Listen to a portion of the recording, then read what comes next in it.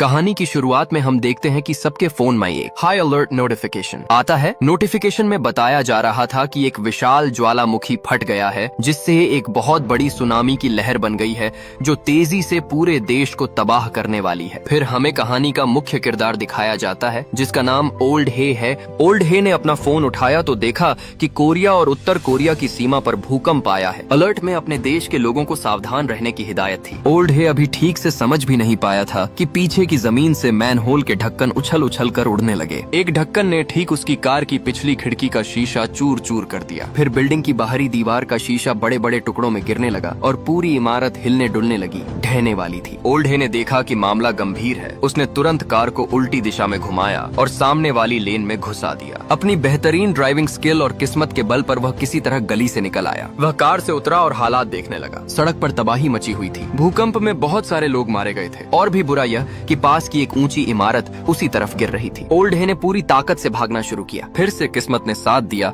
और वह बाल बाल बच गया। जल्द ही न्यूज में इस आपदा की खबर आई। रिपोर्ट में बताया गया कि भूकंप का कारण बैगडू माउंटेन यानी चांगबाई पर्वत पर ज्वालामुखी फटना था, जिससे 7-8 तीव्रता का शक्तिशाली भूकंप आया। कोरियाई प्रायद्वीप भूकंप क्षेत्र पर स्थित है, जिस कारण समुद्री मार्ग ठप हो गए, सड़कें पूरी टूट चुकी थी और लोगों में भारी मौतें हुई। यहाँ तक कि लेबर पार्टी की मीटिंग में शामिल नेता और अधिकारी भी प्रभावित हुए। देश तुरंत इमरजेंसी में चला गया। चीन, अमेरिका और दक्षिण कोरिया ने सबसे तेजी से रिएक्शन दिया। चीन ने 5 हेवी आर्मर्ड कंबाइंड ब्रिगेड्स को तुरंत चीन उत्तर कोरिया सीमा पर तैनात कर दिया ताकि अपनी जमीन और नागरिकों की सुरक्षा सुनिश्चित हो सके। अमेरिका ने 2 एयरक्राफ्ट कैरियर भेजे। दक्षिण कोरिया में तैनात अपने सैनिकों और डिप्लोमेट्स को तुरंत वापस बुलाया। दक्षिण कोरिया सबसे ज्यादा घबराया हुआ था क्योंकि वह उत्तर कोरिया से लगा हुआ है और सियोल ज्वालामुखी से 500 किलोमीटर से भी कम दूरी पर है। अभी तक बैगडू माउंटेन में कुल 4 मैग्मा चैम्बर हैं। सिर्फ पहले नंबर के मैग्मा चैम्बर के फटने से ही इतनी भयानक तबाही हुई। अगर बाकी भी फट गए तो जान माल का नुकसान असीमित होगा, खासकर चौथा मैग्मा चैम्बर। सिमुलेशन से पता चला कि अगर वह फटा तो उत्तर और दक्षिण कोरिया दोनों देश मिट जाएंगे। भूवैज्ञानिक जियांग फेंगलाई ने सुझाव दिया कि 200 लोगों को मैग्मा लेयर के नीचे एक सुरंग खोदने के लिए भेजा जाए ताकि कुछ मैग्मा बाहर निकल जाए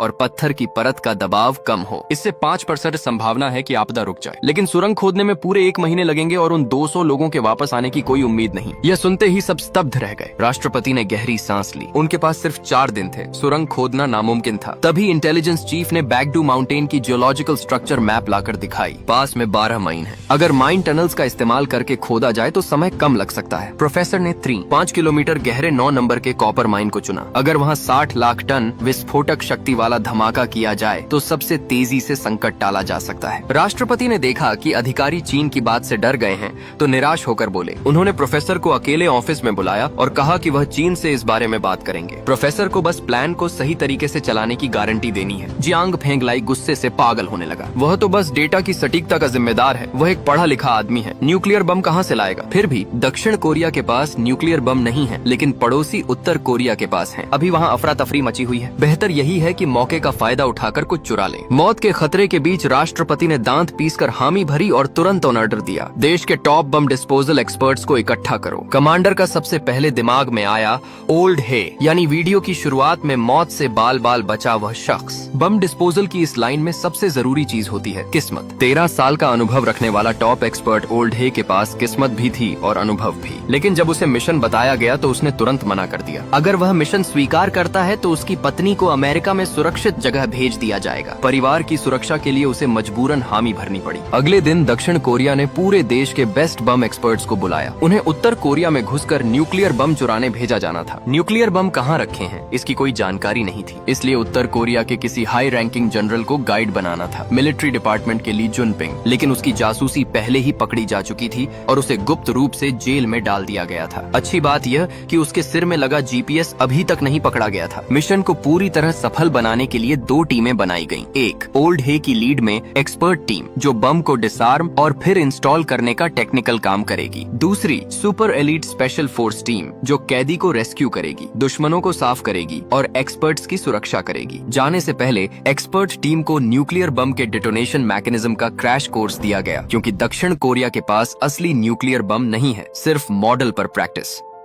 यहाँ तक कि बैटल हार्डन्ड ओल्ड हे भी इन जटिल इंस्ट्रूमेंट्स को देखकर हैरान रह गया। असली न्यूक्लियर बम कितना खतरनाक होगा इसका अंदाजा लगाना मुश्किल था। 3 घंटे बाद दोनों टीमें रवाना हुई। स्पेशल फोर्स की सैन्य चाल ढाल के सामने टेक्निकल टीम बिल्कुल फीकी लग रही थी। दोनों प्लेन चुपके से उत्तर कोरियाई एयर स्पेस में घुसे। वहाँ ज्वालामुखी की राख बहुत ज्यादा थी। जल्द ही एक प्लेन का इंजन खराब हो गया। ओल्ड हे ने बाहर देखा तो दूसरा प्लेन लपटों के साथ जमीन की ओर गिरता हुआ दिखा। टेक्निकल टीम घबरा गई। जनरल कुई ने दुखी होकर बताया कि स्पेशल फोर्स के सभी सदस्य मारे गए। अब मिशन उन्हें अकेले पूरा करना होगा। ओल्ड हे ने मजबूरी में अपनी बाकी पेन पुशर टीम को लेकर आगे बढ़ा। ये लोग जो रोज कलम चलाते थे अब बंदूक थाम रहे थे। इतने अनप्रोफेशनल साथी देखकर ओल्ड हे का भी दिल बैठ गया। आखिर उन्हें हाई सिक्योरिटी जेल में घुसकर बम चुराना था। लेकिन जगह पहुंचकर पता चला कि ज्वालामुखी भूकंप के कारण जेल में दंगा हो गया था। गार्ड या तो मर गए या भाग गए। अब जेल पूरी तरह अनप्रोटेक्टेड थी। फिर भी ओल्ड हे को डर लगा कि शायद ली जुनपिंग पहले ही भाग चुका होगा। जेल में बंद कैदी भी बंदूक ठीक से नहीं पकड़ पा रहे थे। ली जुनपिंग भी निराश दिख रहा था। ओल्ड हे ने जल्दी से पासवर्ड कोड पूछा। सामने वाला चुप रहा तो ओल्ड हे ने खुद कोड बोल दिया। इसके बाद कनेक्शन पूरा हुआ। जब उसे पता चला कि ये लोग ज्वालामुखी को उड़ाने के लिए न्यूक्लियर बम चुराने आए हैं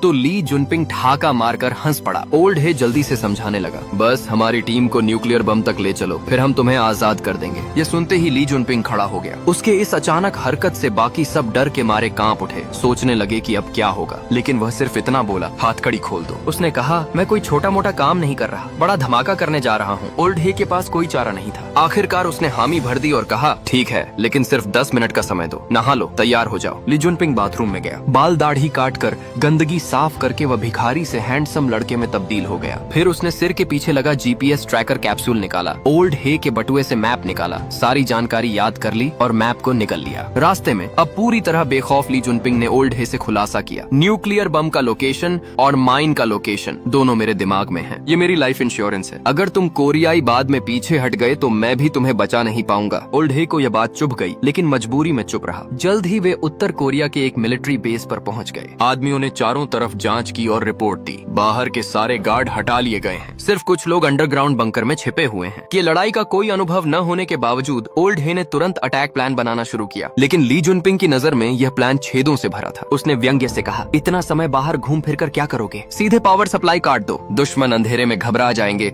फिर हम अंदर घुसकर काम तमाम कर देंगे। ओल्ड हे ने उसकी बात मान ली और प्लान को नए सिरे से बनवाया। सब सावधानी से बेस में दाखिल हुए, लेकिन जल्द ही दुश्मन को भनक लग गई और जोरदार फायरिंग शुरू हो गई। अच्छा हुआ कि आखिरी मौके पर पावर कट कर दिया गया। अंधेरे में ली जुनपिंग की मदद से स्थिति पलट गई और फायदा उनकी टीम को मिला। फिर ली जुनपिंग सबको लेकर अंडरग्राउंड लेवल 3 पर ले गया। एक कंटेनर के सामने रुककर वह अंदर चला गया। ओल्ड हे को शक हुआ कि कहीं जाल तो नहीं, लेकिन अंदर जाकर पता चला यह कंटेनर असल में छिपी हुई एलिवेटर थी जो कोर न्यूक्लियर बेस तक जाती थी। एलिवेटर 500 मीटर नीचे रुकी। दरवाजा खुलते ही सामने उत्तर कोरिया के 6 intercontinental ballistic missile nuclear warhead दिखे, सब देश के राष्ट्रीय खजाने स्तर के। ओल्ड हे और उसके आदमी हैरान रह गए। उत्तर कोरिया की न्यूक्लियर टेक्नोलॉजी की ताकत देखकर सब दंग थे। होश में आने पर ओल्ड हे ने तुरंत रेडिएशन चेक करने को कहा। ली जुनपिंग को शरारत न कर सके, इसलिए उसे एक खंभे से बांध दिया। टीम सीढ़ी चढ़कर मिसाइल हेड के पास गई। पहले प्रोटेक्शन बॉक्स हटाया, फिर आउटर कवर अलग किया, डेटोनेशन वायर काटे, कोर निकाला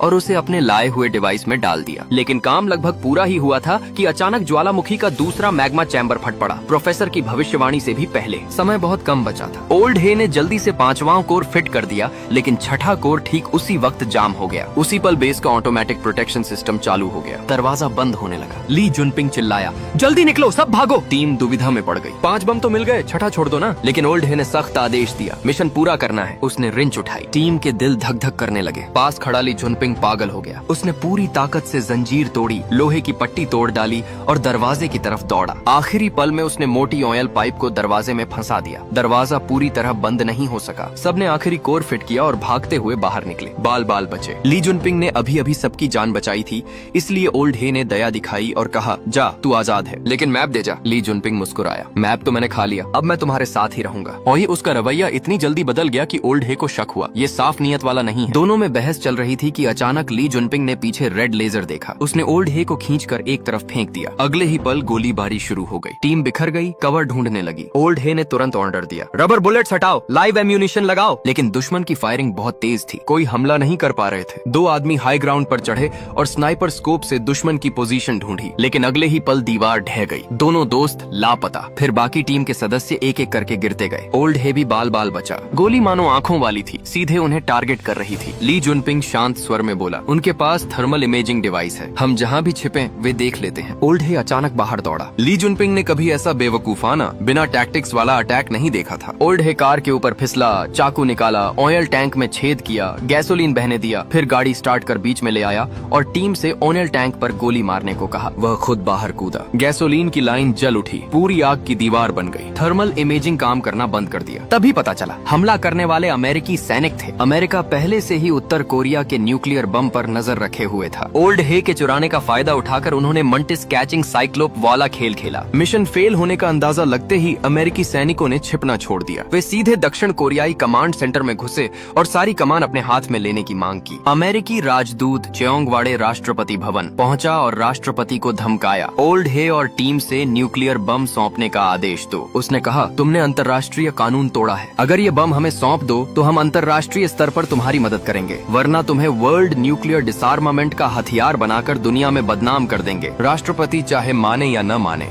अमेरिकी सैनिक पहले ही उसकी गर्दन दबा चुके थे। प्रोफेसर जियांग ने देखा कि खेल खत्म तो बैग उठाकर भागने की तैयारी करने लगा। दूसरी तरफ सिर्फ ओल्ड हे और ली जुनपिंग ही बचकर निकल पाए। ओल्ड हे अभी भी अपने साथियों की चिंता में था। अचानक जिन साथियों के साथ उसने जान जोखिम में डाली थी, उन्हीं ने उस पर हमला कर दिया। जब ओल्ड हे को होश आया तो ली जुनपिंग किसी रहस्यमय व्यक्ति से फोन पर बात कर रहा था और पुटियन शहर में मिलने की बात तय कर रहा था। ओल्ड हे गुस्से से चिल्लाया, मुझे यहाँ क्यों बांध रखा है? यह ली जुनपिंग अब छिपाने की जरूरत नहीं समझा। उसने कहा, मेरी और मेरी बेटी की भविष्य के लिए मैंने तुम्हें इस एक्सपर्ट को और न्यूक्लियर बम को विदेशी आर्म्स डीलर को बेच दिया है। ओल्ड हे ने समझाया, पागल मत बन, ज्वालामुखी फटने में सिर्फ 17 घंटे बचे हैं। अगर मिशन पूरा नहीं हुआ तो पूरा देश मिट जाएगा। लेकिन ली जुनपिंग अब दक्षिण कोरिया पर से भरोसा उठ चुका था। वह तो चाहता था कि सब कुछ जल्दी खत्म हो जाए क्योंकि रास्ता बहुत लंबा था। छोटा ली को सड़क किनारे ही तीसरी बार शौच करना पड़ा। ओल्ड हे ने यह देखकर चुपके से अपने हाथ में पड़ा बुलेट शेल को छपटा कर लिया और बातचीत का बहाना बनाकर स्क्रू खोलने की कोशिश करने लगा।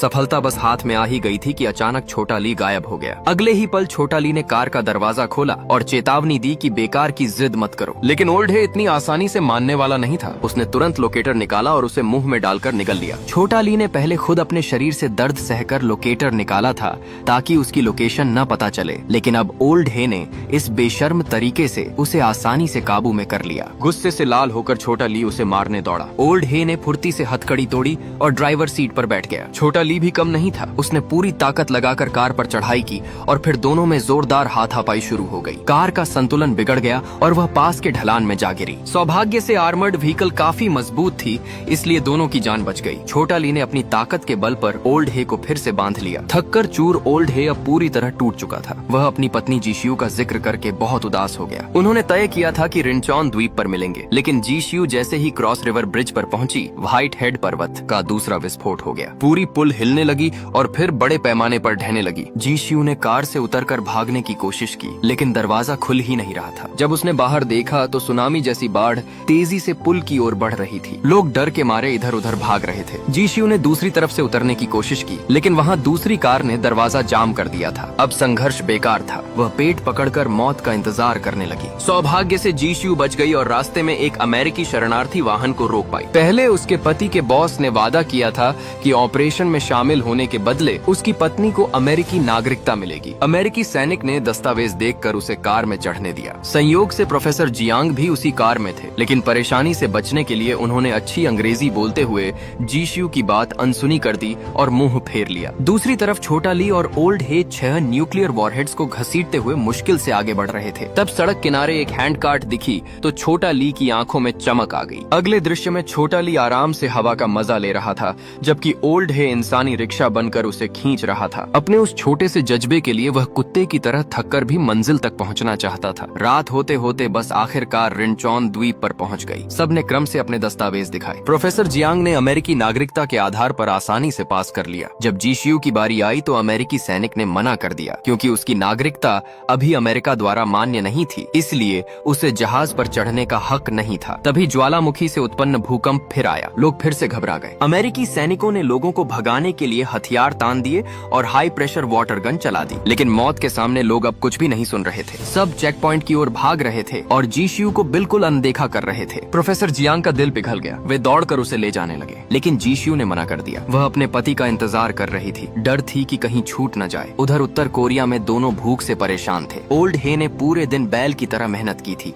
अब आंखों से हरा प्रकाश निकल रहा था। एक साधारण कोल्ड ड्रिंक की बोतल उनके लिए खजाना बन गई थी। लेकिन यह प्यार भरा पल ज्यादा देर नहीं टिका। अमेरिकी सैनिक फिर कुत्ते की तरह पीछे लग गए। व्हाइट हेड पर्वत के ज्वालामुखी विस्फोट से पुल ढह गया। कार जिस सड़क पर चल रही थी वह टूटने लगी। महिलाएं गाड़ी की रफ्तार बढ़ा दी क्योंकि उन्हें टूटते पुल से बचना था और पीछे से चल रही गोलियों से भी। दोनों ने फ्रेम को कसकर पकड़ा। वे देखते रह गए कि पुल उनके सामने टुकड़ों में बंट रहा था। अमेरिकी सैनिक अभी भी आग में घी डाल रहे थे। क्या उन्हें भूल गया था कि फ्रेम में न्यूक्लियर बम है? जैसे ही टक्कर होने वाली थी, दोनों ने पूरी ताकत से फ्रेम ऊपर उठाया। इग्निशन डिवाइस जड़त्व के कारण वापस कार में गिर गया। बस कई कारों से टकराकर जबरन रुक गई। सवार लोग भी मौत के मुंह से बाल बाल बचे। इतने साथ जीने मरने के बावजूद भी सभी एक दूसरे से सतर्क थे। छोटा ली न्यूक्लियर बम बेचकर अपनी बेटी के साथ कहीं दूर भागना चाहता था। ओल्ड हे को अभी भी मिशन पूरा करना था, पूरे देश को बचाना था। लेकिन इसके लिए उसे छोटा ली के दिमाग में बनी मैप चाहिए थी। जब स्थिति बिगड़ने लगी तो कार पुटियन शहर और माइन के चौराहे पर पहुंची। ओल्ड हे ने बंदूक नीचे रख दी। वह इस बेतुके मिशन में इसलिए आया था ताकि पत्नी को जिंदगी मिल सके। अब समय गिनती का था। जीशियू को बचाव जहाज पर चढ़ जाना चाहिए था। उसके पास अब कोई लगाव नहीं बचा था। उसने सोचा कि छोटा ली भी तो अपनी बेटी के लिए ऐसा कर रहा है, इसलिए वह उसे मौत की ओर नहीं ले जा सका। उसने छोटा ली से माइन की मैप मांगी और दोनों अलग हो गए। लेकिन ओल्ड हे ज्यादा दूर नहीं गया था कि पत्नी का फोन आ गया। जीशियू ने शिकायत की कि तुम इतने खतरनाक जगह क्यों गए? हमारे होने वाले बेटे का क्या होगा? ओल्ड हे जवाब नहीं दे पाया। प्रोफेसर जियांग ने फोन छीन लिया और बताया कि ज्वालामुखी विस्फोट से भूगर्भ में बदलाव आया है। अब best detonation point 9 number mine की जगह 7 नंबर माइन हो गया है। लेकिन छोटा ली ने सिर्फ 9 नंबर की लोकेशन बताई थी। यह सुनकर ओल्ड हे गुस्से से पागल हो गया। उसने गाड़ी मोड़ी और छोटा ली को पकड़ने की कोशिश की जो दूसरी सड़क से जा रहा था। दूसरी तरफ छोटा ली पुटियन शहर पहुंचा। चारों तरफ तबाही थी। उसे लगा कि बेटी मर चुकी होगी। लेकिन अचानक खंडहरों में उसकी बेटी दिख गई। पर बेटी की आंखों में सिर्फ गुस्सा और नफरत थी। छोटा ली बहुत शर्मिंदा हुआ। उसने बेटी की बहुत कम परवाह की थी